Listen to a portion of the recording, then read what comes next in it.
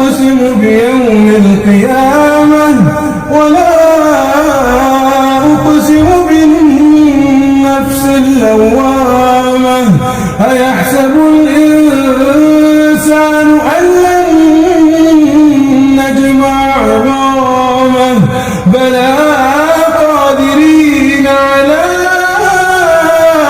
أن نسوي بنانه بل يريد الإنسان ليفجر أمامه يسأل أيان يوم القيامة فإذا برق البصر وخسف القمر وجمع الشمس والقمر يقول الإنسان يومئذ أين المفر كلا لا وزر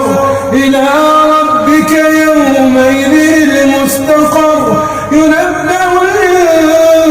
الإنسان يومئذ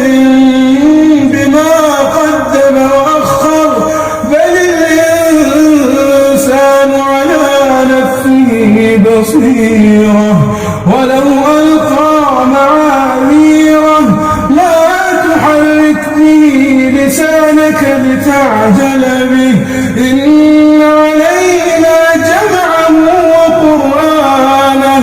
فإذا قرأناه فاتبع قرآنه ثم إن علينا بيانه كلا بل تحبون العاجلة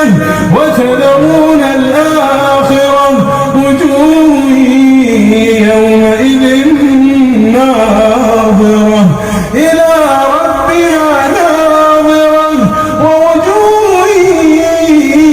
يومئذ باسرة تظن أن يفعل بها فاقرة كلا إذا بلغت التراقي وقيل من راق وظن أنه الفراق